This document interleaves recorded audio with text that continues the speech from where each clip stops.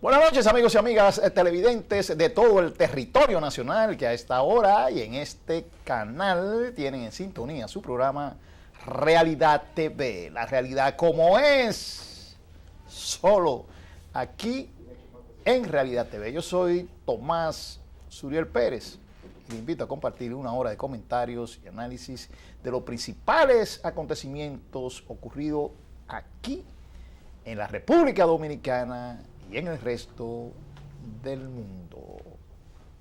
Hoy, como siempre, acompañados de los buenos amigos Julio César Santana y Adán Boven y García. Ustedes, muchachos, ¿cómo se sienten? Buenas noches, buenas noches. Julio, buenas noches, amigos televidentes. Preguntate cómo me siento. Fabuloso, fantástico, bien, extraordinario, de maravilla estoy. Miren, Julio, que vino directamente desde Puerto Rico hace pocos días, podrá decirnos, confirmarnos o poner en entredicho, diría yo, esta información que acaba de salir de la Universidad de Harvard, una universidad científica de los Estados Unidos, la mejor universidad, ¿no? La universidad que ha preparado presidentes. Dice la Universidad de Harvard, en un estudio que hizo a posteriori al paso del huracán, de los huracanes Irma y María por Puerto Rico, que realmente el número de víctimas mortales de esos dos huracanes, tanto directamente como los efectos colaterales que se produjeron después del paso de esos huracanes, no fue de 64, como dice el gobierno de Puerto Rico, sino que son 4.600 personas que han perdido la vida allá en Puerto Rico. Yo no sé, Julio, tú. Eso es, mira, yo viví todo el proceso, antes, durante y después del huracán. Y realmente nunca vi ningún medio de comunicación que hiciera, además de la cifra que daba el gobierno, datos de esa naturaleza, de 4.000, de miles de personas.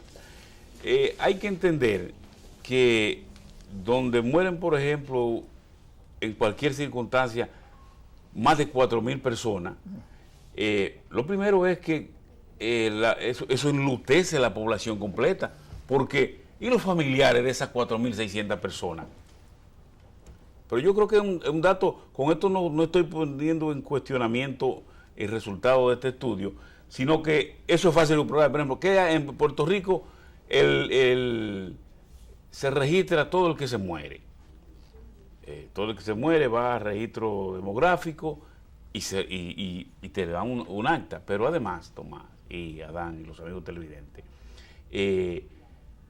hay todo un proceso de verificación, si se cremó el cadáver, si fue sepultado, o sea, hay un registro. Entonces yo pienso que este estudio va a traer otros estudios, que hay uno que ya está en ruta, que están en camino, y ver, porque realmente es una cifra muy considerable que yo, por ejemplo, en medio del escenario no percibí ni vi a nadie, porque 4.600 personas, imagine que cada una de esas personas tuviera 5 dolientes. Déjame hacerte una pregunta, Julio. Dentro de esos fallecidos, ¿se registraron dominicanos? ¿El consulado, tú tienes conocimiento de si el consulado registró víctimas dominicanas? No tengo conocimiento de que el consulado haya registrado.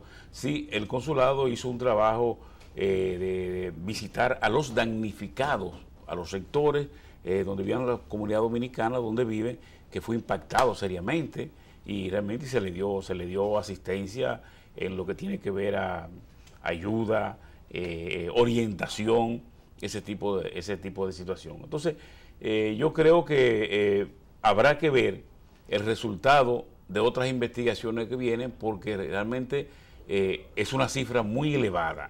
Incluso el que ve esa cifra y tú la conectas con los daños que causan los huracanes en el área del Caribe, está muy por encima de las personas que mueren, muy por encima.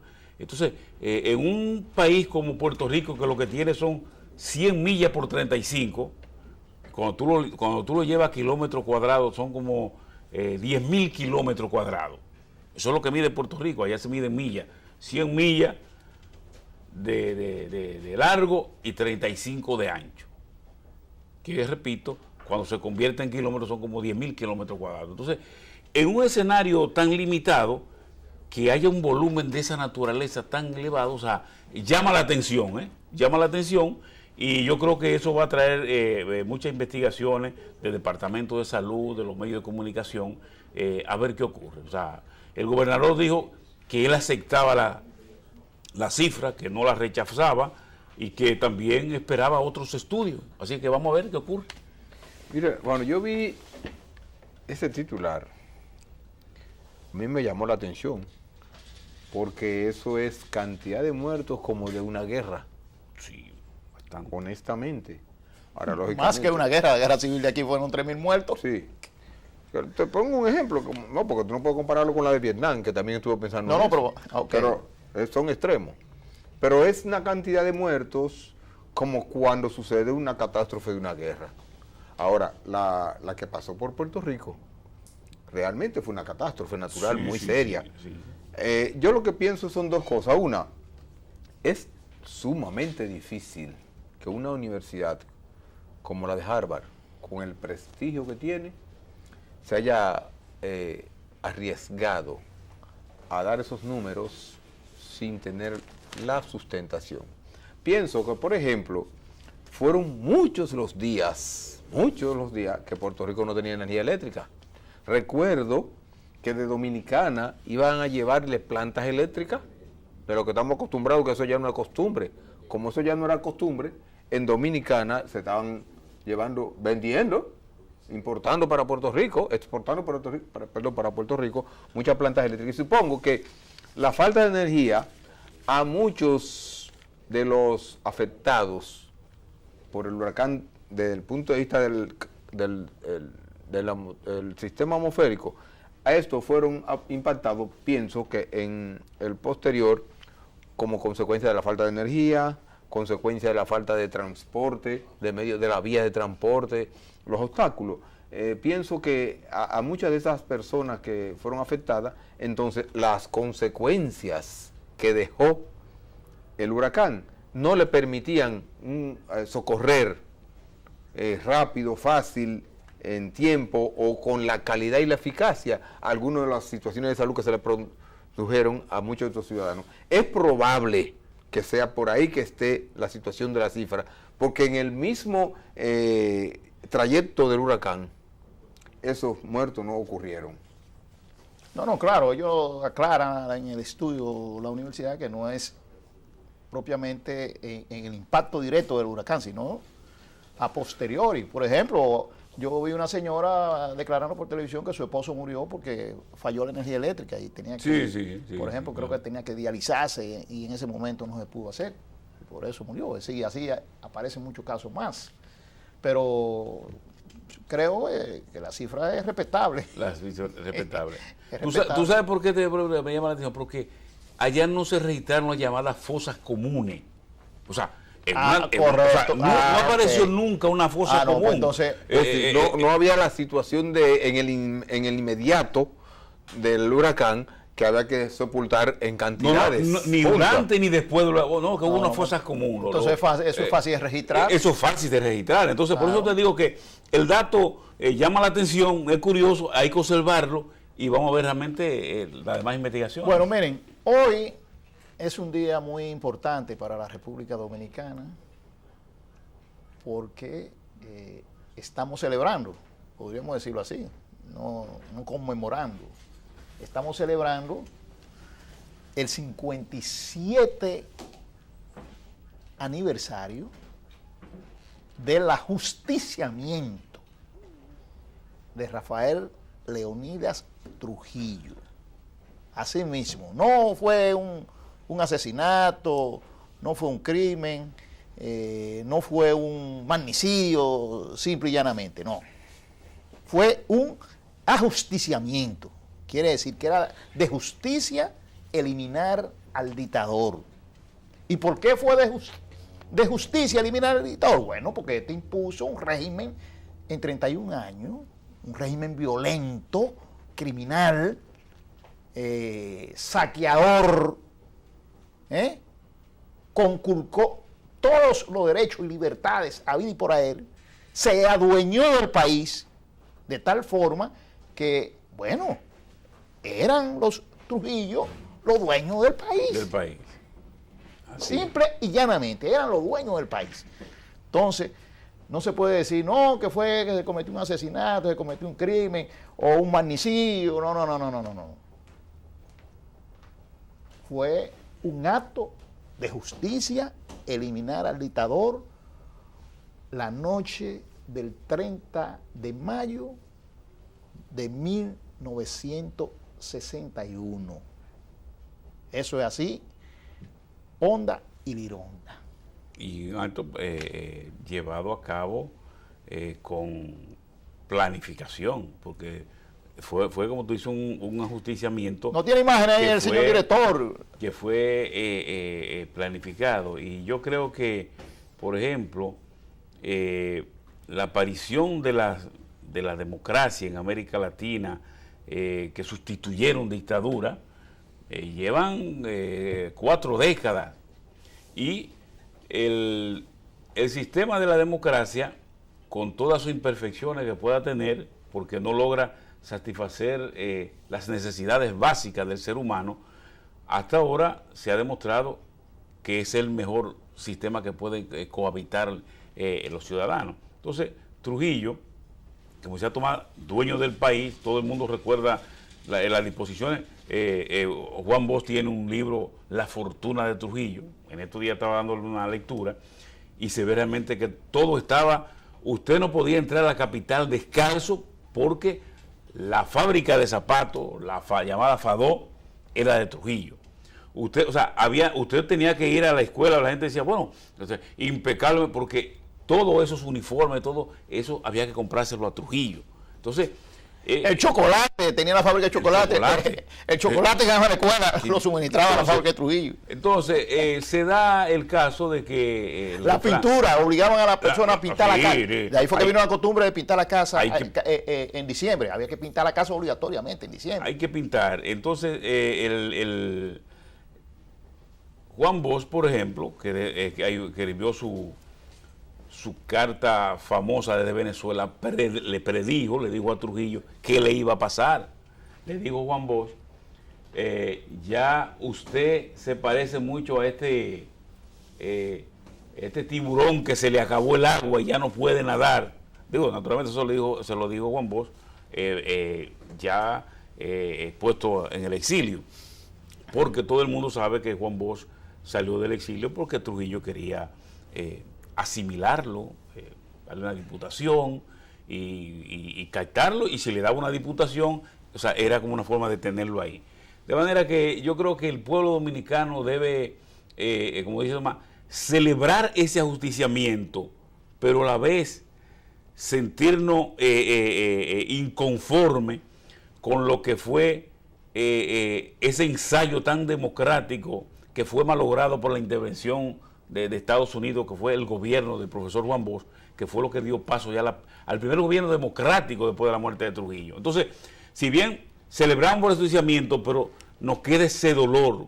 ¿Cómo es posible que un país que haya recorrido ese tránsito a sangre y fuego se dé el gobierno más democrático, más honesto que ha registrado la historia, y entonces nos lo arrebaten de la mano? Esa es una deuda impagable todavía que tienen los responsables, tanto nacionales como extranjeros, que participaron en ese derrocamiento.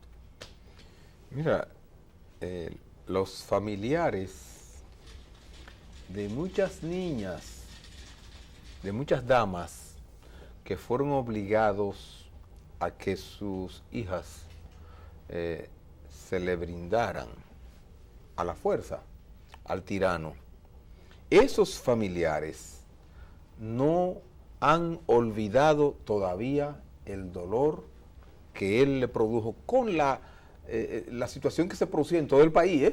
En todo el país, los padres tenían el temor de que no pase Trujillo por aquí para que me vea mi niña.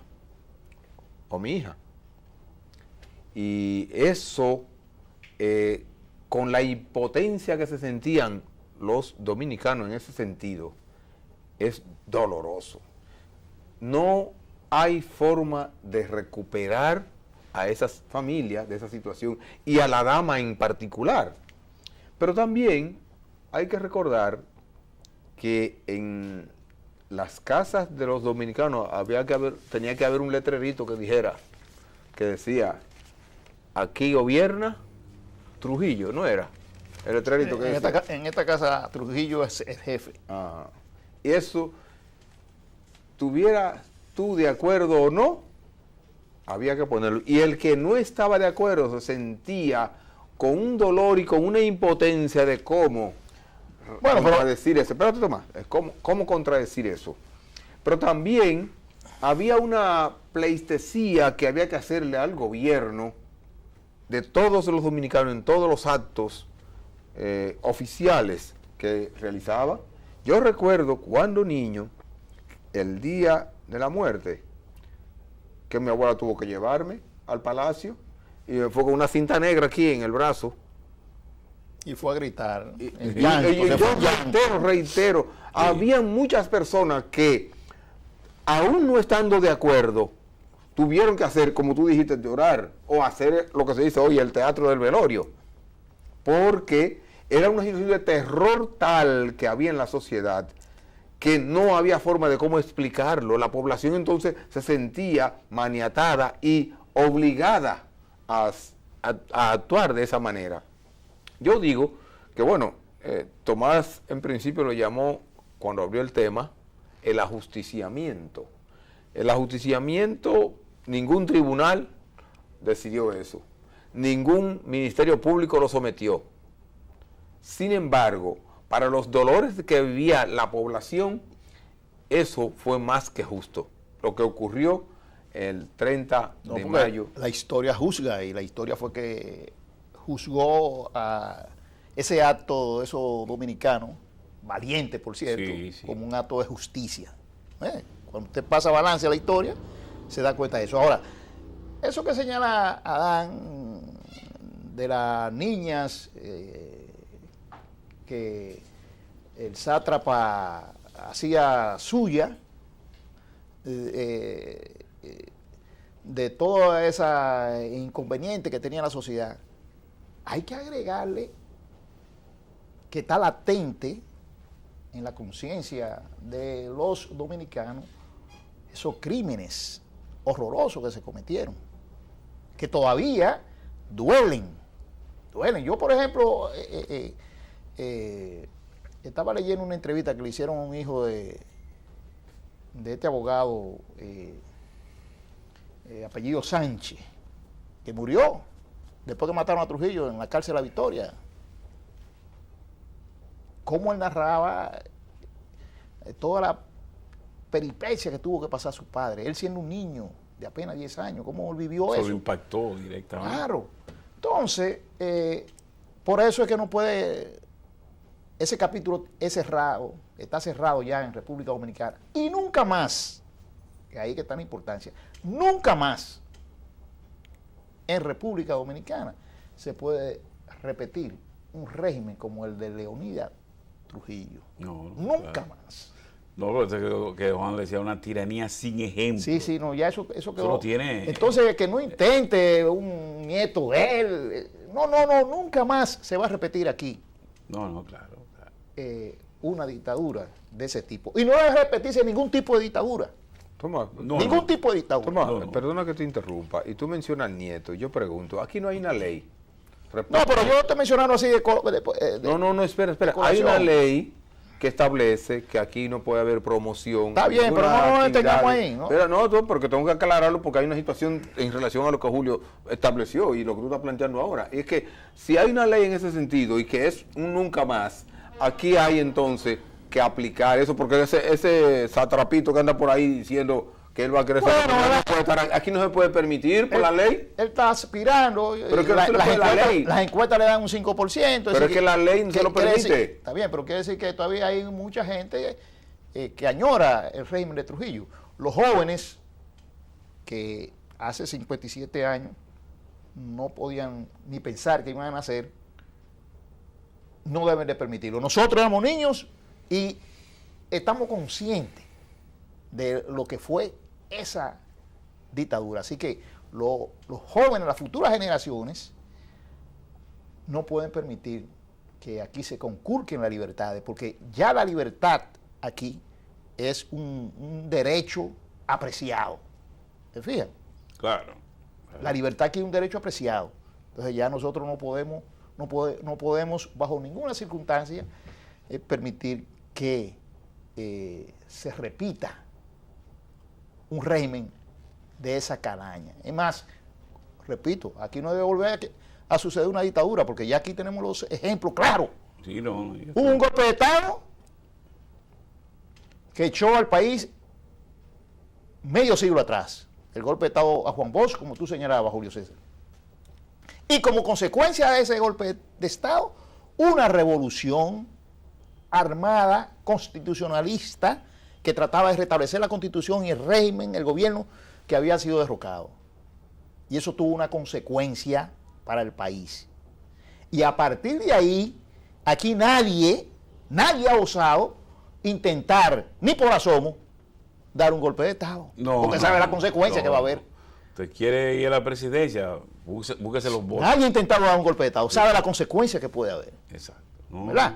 Entonces, estamos diciendo que la etapa de Trujillo es una etapa superada, sí, gracias a Dios, sí, en este país. No, pero déjame decirte, Tomás, aquí hay gente que quieren imponer. Bueno, actualmente quieren imponer porque tienen todos los poderes. Bueno, nunca más. Y yo pienso que aunque sean pequeños detalles de imposición desde el poder, pienso que son señales que si no le cortamos la soga, se nos puede ir de la mano. Que saque la cabeza, mira, darle. Ya para concluir, nos vamos a ir a un extremo diferente ahora, porque vamos a hablar de deportes. Resulta que el sector privado y el sector público se han aliado para promover el béisbol camino hacia los Juegos Olímpicos. ¿Verdad? Usted sabe que se va a celebrar un mundial olímpico de béisbol en Tokio en el 2020. Y entonces, ahí está el sector privado, quieren, y han creado una entidad que se llama Pro Béisbol. Ahí está Felipe Vicini, los Vicini están involucrados. Cuarto por donde quiera y ahí. Está el ministro de Deportes, Danilo Díaz, representación del gobierno, el presidente del Comité Olímpico, el presidente de la Federación de Béisbol y el presidente de la Liga Dominicana de Béisbol. Es decir, que ahí están todas las instancias que pueden echar hacia adelante que el béisbol, siendo nosotros el país más productor de peloteros, somos los segundos en Grandes Ligas después de Estados Unidos, sí, más productor de peloteros y de estrella. ¿Cómo es posible que nosotros pasemos vergüenza en eventos olímpicos porque no llevemos una representación digna de la altura que debe representar? Que después del clásico del 2013 no hemos visto a Linda, ¿verdad? Bueno, entonces ahí está. Qué bien. Apoyar esa... pero yo quiero plantear lo siguiente, mira, aparte de darle un apoyo, yo pienso que los países que han dado buenos resultados son los países que le han dedicado recursos y una línea, digamos, de Estado en cuanto a lo que debe ser estos eventos.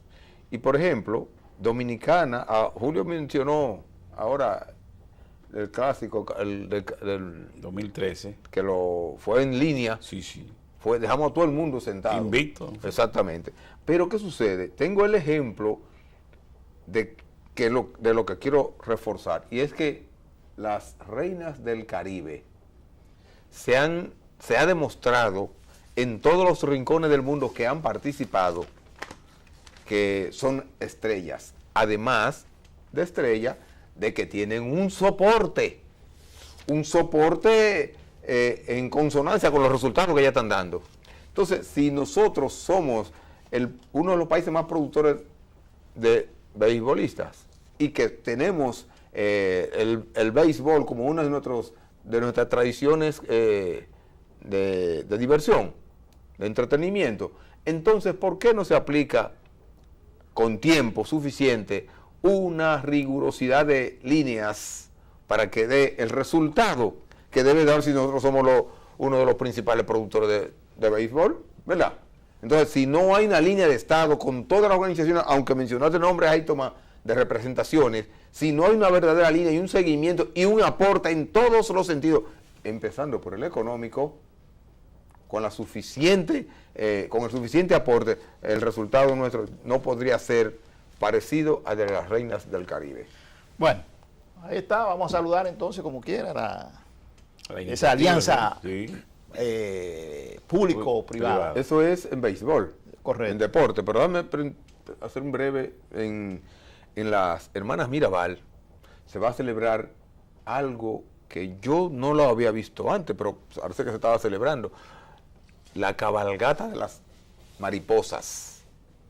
Eso es una cantidad como de 500 o no sé si son miles de ejemplares equinos que van a cabalgar en estas rutas de las mariposas en el Salcedo, que está siendo apoyado incluso por el ministerio y directamente por el ministro. ¿Pero cuándo va a ser eso? Danilo Díaz. Eso va a ser en el próximo mes de junio, si no me equivoco. Okay. En este mes de junio, si no me equivoco. Pero lo importante es que va a ser una cuestión muy vistosa, porque yo nunca había visto tantos, no lo he visto todavía, tantos caballos de paso fino y de todo tipo haciendo un acto que yo creo que le debemos dar apoyo. Así es. Bueno, señores, vamos a una pausa y en breve estamos con ustedes.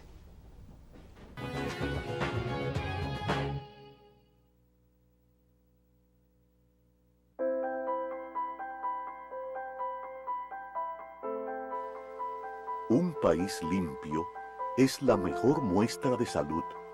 No tires desperdicios en calles y carreteras.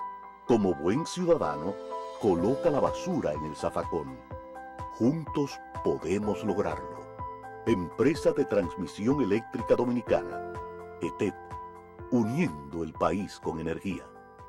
El país lleva más de 100 años de crisis eléctrica. El gobierno, decidido, ha puesto en marcha un plan integral de 3 ejes para dar una respuesta definitiva, produciendo más energía a bajo costo, modificando la matriz energética, reduciendo las pérdidas y realizando una eficiente gestión. Hacerlo con responsabilidad, transparencia y calidad requiere tiempo. La espera dará frutos, logrando eliminar el obstáculo que frena el desarrollo del país. Corporación Dominicana de Empresas Eléctricas Estatales, CDEE, hacia la solución definitiva.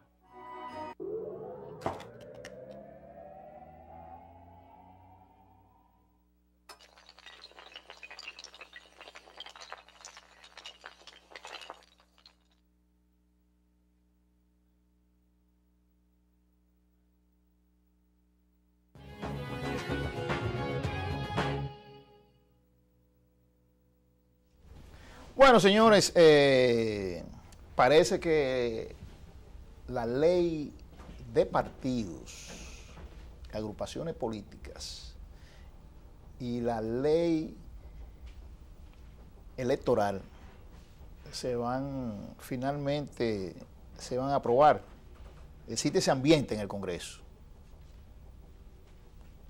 de que se aprueben esas dos leyes. A mí me gustaría que se fundieran en una sola y se estableciera el código político electoral, ¿verdad? Y se reuniera, pero bueno, se van a aprobar por separado la ley de partidos y la ley electoral. Ahora, esas leyes son sumamente necesarias para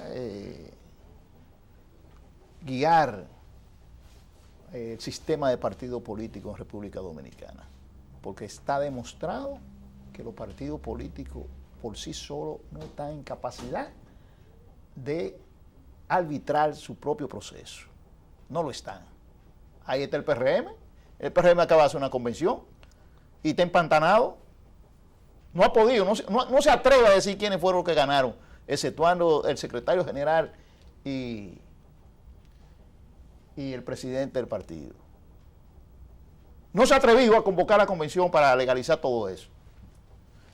Entonces eso te dice que el sistema de partido es no la... débil, sí. Entonces, pero, óyame, una ley tiene que establecer, por ejemplo, las campañas electorales, cuándo deben de hacerse. Debe establecer financiamiento. Y si reciben recursos del Estado, como reciben millonarios los partidos políticos, entonces esos recursos que reciben millonarios tienen que ser transparentados. ¿Verdad? Sí, tiene que saberse qué se hace con esos recursos. Una ley de partido y una ley electoral tiene que establecer, hablaba del financiamiento privado, poner un tope. Como hacen en Estados Unidos. Por ejemplo, en Estados Unidos te dicen, ¿usted quiere el financiamiento del Estado? Bueno, es aquí, este que usted va a recibir. Si no va a recibir el Estado, entonces usted puede recibir privado, pero es este límite. Claro. Una ley tiene que prohibirle a las empresas extranjeras que financien a los partidos políticos. Porque no puede venir una empresa extranjera a financiar, pero venga acá. Una ley tiene que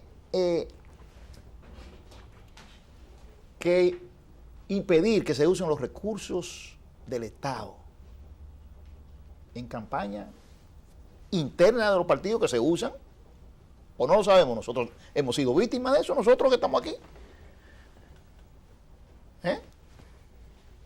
De uso de recursos del Estado internamente en los movimientos internos de los partidos y cuando se va también a un proceso eleccionario. Es decir, hay desventaja. Por ejemplo, ¿cómo diablo puede competir un candidato a senador cuando el senador, el incumbente actual de la senaduría dispone de recursos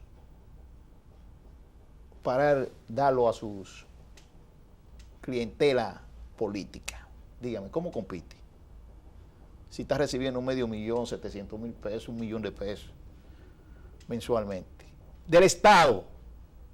No hay equidad ahí. Entonces una ley tiene que garantizar equidad.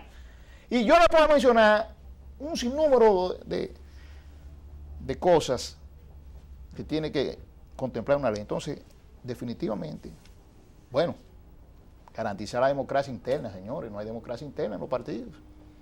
No la hay.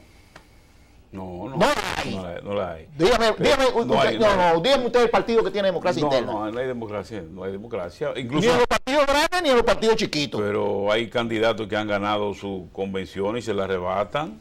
Bueno. Y se la dan a otros por razones de alianzas, ese tipo de cosas. Pero habría que ver, tú señalaste varios puntos, lo que consideras que debe tener. Como otra una ley tan amplia y solamente había un nudo para su aprobación, que eran las primarias abiertas o cerradas, en uno de los aspectos, habría que ver el contenido ya una vez. Bueno, parece que hay, dice por el titular, póngame el titular ahí otra vez, por el titular dice que parece que hay un consenso ya en aprobar primarias cerradas, simultánea dirigida por la Junta en los partidos políticos. Ok. Ahí habría que ver entonces, cerrada pero simultánea. Bueno, debe ser simultánea para los grandes partidos. Sí, porque yo te voy a decir una cosa. Si aquí debe haber que participan 26 partidos, 28. Sí, pero será para los partidos que pasen del 5%. Debe ser así. Debe ser así. Entonces, yo quisiera ver ese escenario para instalar, por ejemplo, esos partidos grandes, en ese espacio físico, cuántas urnas se pudieran colocar en un espacio que siempre son limitados. No, porque eso se van a coger las escuelas, que son un espacio grande, ahí se colocan. Y cuando y sobre todo la solución de conflictos que genere eso. Aunque hay un tribunal ya. No, la Junta que tiene que manejar eso. Que tiene que manejar eso. Entonces, si se lo deja a ellos. Sí, porque realmente cuando. No, pero el PLD tenía que coger unos cuantos regidores, 2 o 3 diputados, no tenía que coger senadores ni nada parecido. ¿Y cuántos muertos hubieron en el PLD? Hubieron 3 muertos. 3 muertos. Exacto. Entonces, Y nada más era eso que iba a coger. Entonces, o sea, si se ha esperado ya más de 12 años para que se viene debatiendo Así esto, es. entonces la sociedad espera que esta ley vaya a tranquilizar lo que es la vida política del país, o sea, que el ciudadano pueda participar sin ningún tipo de riesgo y en condiciones de igualdad frente a su contrincante en el término interno. Porque como tú estás hablando, bueno, yo voy a ser candidato a regidor, pero si hay un regidor que tiene poder y le manda 2 contenedores del plan social, para ponerte un ejemplo, Ajá, pues tú vas a competir con ese regidor. Entonces, ahí no vale la meritocracia. Ahí no vale eso. Entonces, yo creo que lo que se debe dirigir es o sea, el valor y la importancia de ese candidato. Usted perdió por un voto, usted perdió. Eso es la democracia. Mira, ayer yo estaba cerca del Congreso y vi a un hijo saliendo. Un hijo estaba saliendo del Congreso, pero hijo de ese proyecto que tiene tantos años que hasta fantasma tiene en el Congreso. No, ya tiene cédula, puede votar. Sí. En la elección. ¿Por qué hago este chiste?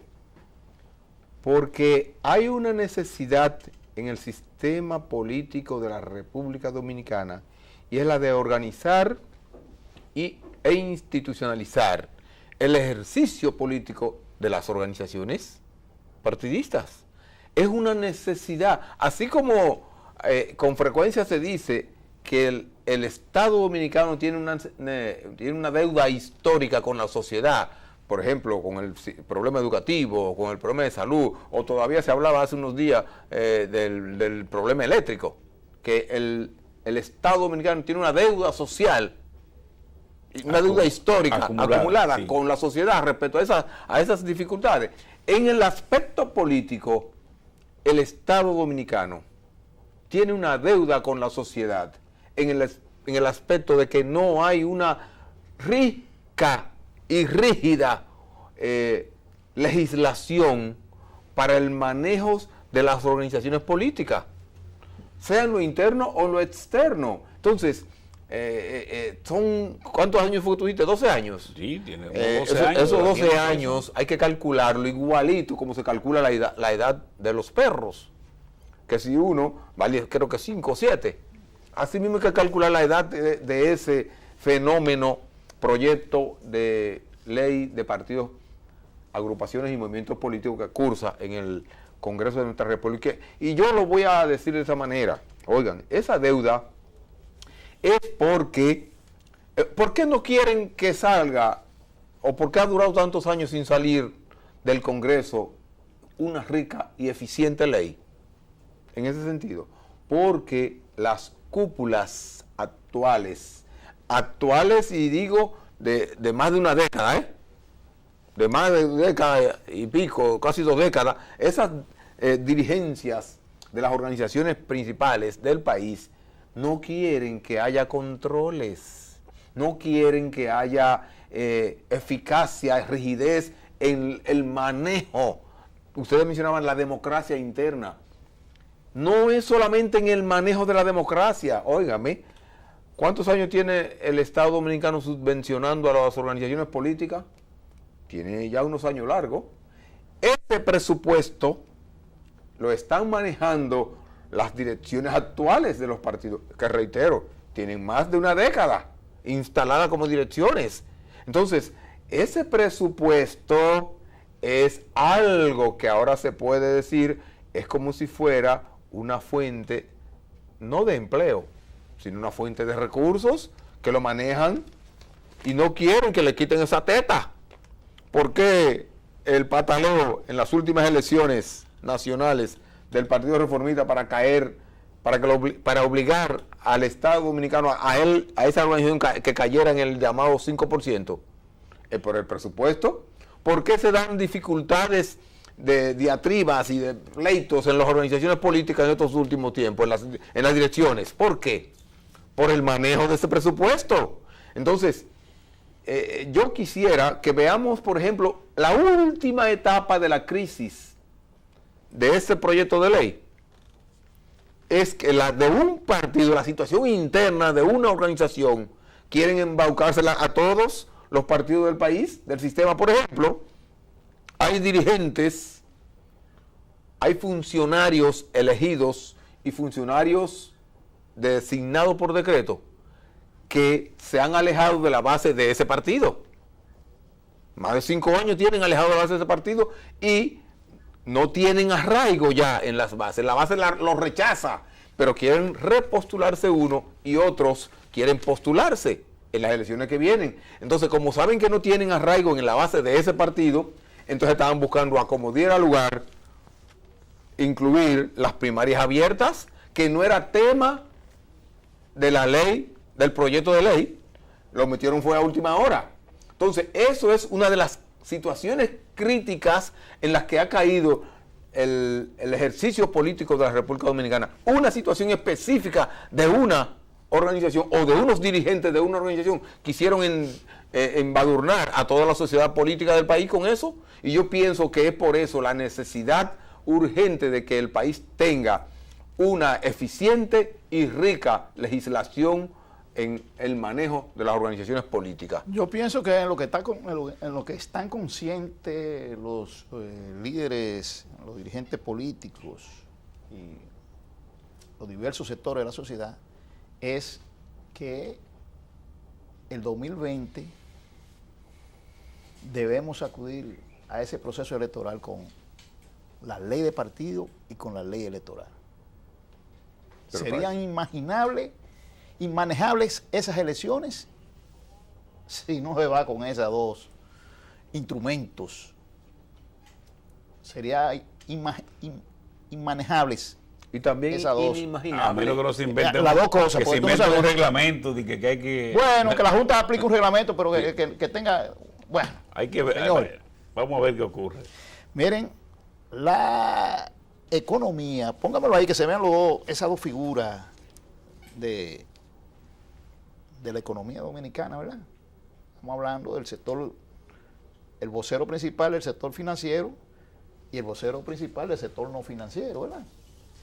El gobernador del Banco Central anunció que la economía dominicana ha crecido un 7.5% en el mes de abril.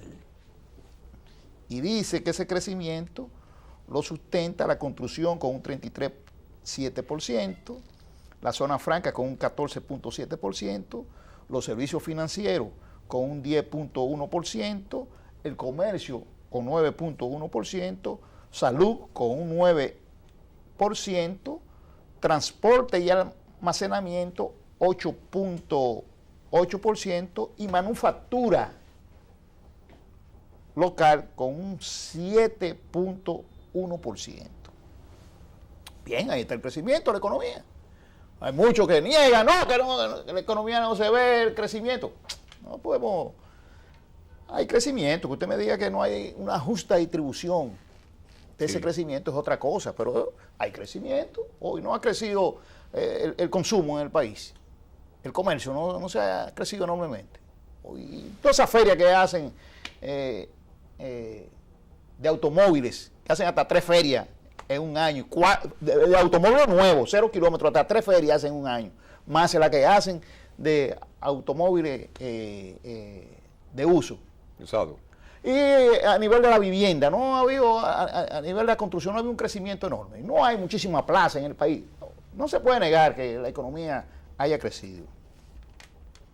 Usted me puede decir, bueno, la distribución entonces crece, pero el modelo de distribución de la riqueza se queda en poca mano. Le compro esa idea, se la compro, ¿verdad? Sí, la economía crece. Pero ha crecido. Ha crecido, incluso es reconocida por organismos internacionales. Correcto. O sea que, porque si dijera, bueno, yo dudo del Banco Central porque puede maquillarme una cifra. Sí. Ok, bueno, ¿y qué te dice la CEPAL?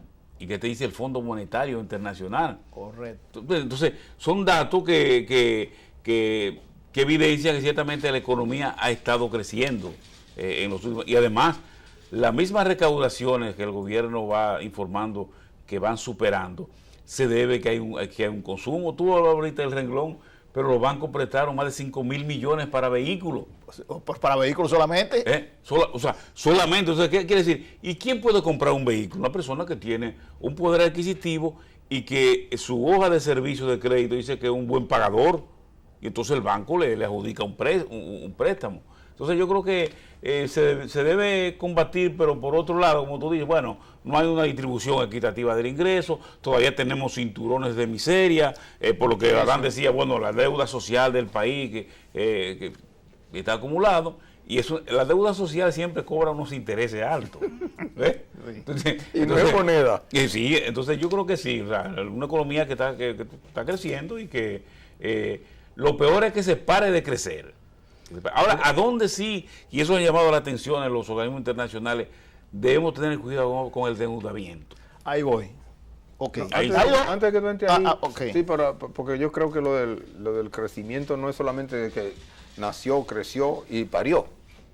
Miren, precisamente esta mañana estuve hablando con la madre de mi primer nieto y me decía que ella en junio, ahora, le van a entregar un apartamento que ella inició el proceso de compra. Y que lo hizo porque no tenía la menor idea de lo tan fácil que es ahora adquirir dar el inicial y entrar en el proceso de adquirir un apartamento ahora. Lógicamente, no está hablando de apartamento de lujo, pero para la clase media baja, ajá, que puede pagar 7,000 pesos mensuales, me dijo ella, el que va a pagar. En la ciudad de Juan Bosch. No, en la pista de San Fernández Domínguez, por ahí. Okay. No es la de Juan Bosch, pero también es de las que le llaman económicas. Sí. Y me dice que ella se quedó tan impactada, que no tenía la certeza de que era tan fácil entrar en el proceso de adquirir un apartamento. Me lo dijo maravillada esta mañana, tan así que en este mismo mes, posiblemente o en el que viene, a un hijo mío le van a entregar también porque ella lo indujo. Le dijo, mira, yo no sabía que era tan fácil. Y óyeme, yo no estoy planteando con que estas son maravillas y que la gente que tiene situaciones difíciles, no es verdad que la podemos tapar con un dedo, esas realidades, pero han habido cambios, de verdad que sí. Y una cuestión que yo siempre evalúo es cuando el expresidente Leonel Fernández siempre menciona el presupuesto de la nación cuando llegamos al 96 era de tanto, y en el transcurso de estos últimos años el presupuesto ha ascendido a un número astronómico en relación a lo que era en el 96. Entonces esos números no son números solamente de papeletas como la de Báez, no, son papeletas de las que se recaudan, que tú decías, mes tras mes en los impuestos del Estado. Entonces eso es una prueba del nivel que ha adquirido en el desarrollo y en el crecimiento la economía de la República. Ahora, hay una situación que señala Julio, y yo quiero que el señor director Volmi me ponga los titulares que estamos analizando. Ahí están. La economía está creciendo, pero tiene la amenaza del sector externo. Primera amenaza, alza del petróleo. Aun cuando el ministro de Hacienda, Donald Guerrero Ortiz, dice que por debajo de $75 el barril de petróleo no constituye una amenaza para el país. Lo cierto es que en el presupuesto actual se contempló el petróleo a 47, 49 dólares el barril. Y está ahora a 60 ya. 70 dólares el barril. Y espéralo a 100. No, es probable que no llegue a 100, pero óyeme, está bastante alto. Entonces, ¿qué sucede? Que nosotros estamos sufriendo en carne propia, señores, estamos sufriendo en carne propia el alza de los combustibles. No podemos esperar que llegue a 75, porque 75 se nos va a poner a 300 pesos el galón. Pero, señores, usted echa 500 pesos, que son $10. Y usted lo que echa son 2 galones. ¿Usted sabía eso? Sí. 2 galones con $10. Y en Estados Unidos usted con $10 echa 4 galones. Y aquí se consume más de 150,000 barriles diarios de petróleo. No, un consumo extraordinario porque la calle y la avenida está repleta. Entonces, esa es una amenaza. Alza del petróleo, a lo cual el gobierno tiene que ponerle mucho cuidado, mucha atención, porque eso le puede desajustar la economía, se puede desatar una espiral inflacionaria y eso echa al traste todos los avances que o la estabilidad que se haya podido conseguir. Y la otra amenaza está que es un factor externo también, en la tasa de interés. Si en Estados Unidos suben la tasa de interés, nosotros que tenemos una deuda que llega casi al 50% del PBI, ¿qué va a suceder con nosotros si nos suben esos intereses? Claro.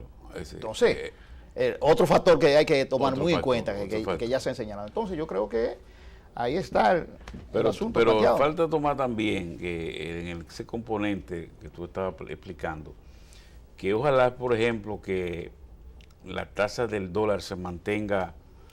Bueno, se va hasta 49, exacto, casi a 50. Está a 49. Si tú tienes petróleo que desborda, que llega a $80 el barril, y tiene cobrándote altos intereses por amortización y los intereses de la deuda, que ahora se pagaron en primer trimestre, que fue $1.600 millones. Entonces, el hecho de que tú te des una economía sustentada, y hay que hacerlo así en la deuda externa, porque los presupuestos aquí nunca alcanzan y siempre hay un porcentaje que con préstamo externo financiarlo. Entonces, yo creo que ahí hay que poner mucha atención, porque hay una corriente de economistas de opinión pública que dice que siempre la ha tenido, que nosotros todavía tenemos capacidad de endeudamiento. Ahora, no es que un país tenga capacidad de endeudamiento, sino ¿qué significa eso? Porque la gente dice, ven acá, entonces eso quiere decir que de un dólar que produzca la economía dominicana, 51 centavos de ese dólar va para la deuda externa. Así es. Entonces, con los otros 49 centavos que no quedan de dólar, tenemos que comprar petróleo, tenemos que desarrollar el país. Entonces, ahí que hay que tener cuidado en esa situación. Mire, yo lo que me preguntaba era, ¿por qué no han aplicado los alumnos la enseñanza del maestro? Nosotros Se olvidaron de eso. recuerdo que la deuda se pagó. Lógicamente, la deuda de aquel tiempo no se puede comparar con la de ahora, pero es relativo a cada tiempo, a cada etapa, ¿verdad? Aquella deuda de aquella época era la de ese tiempo, la que podíamos soportar en esa época, y la que tenemos ahora es la que estamos soportando. Entonces, yo creo, ¿por qué no? Que es uno de los riesgos, de los riesgos que tú dices, de la amenaza que tú mencionas, Tomás, es esa deuda, porque yo estoy insistiendo semana tras semana que nos estamos llevando del llamado criterio de que soporta, nuestra economía todavía soporta más endeudamiento, y el ejemplo de un hogar que recibe 1.500 pesos mensuales, y si sus gastos están por encima de los 1.500, hay que buscar endeudamiento. Y ese endeudamiento el mes que viene, y ese endeudamiento el mes que viene, y ese endeudamiento el mes que viene para solventar los gastos. Y sucede que de los 3 meses hay que pagar deuda en el cuarto mes también. Entonces, eso mismo está pasando con el Estado Dominicano. Tú lo mencionaste en el ejemplo de que el presupuesto cotidianamente, nosotros lo mencionamos esto hace unas cuantas semanas, el presupuesto nacional hay que estarle inyectando una parte de préstamo. ¿Por qué?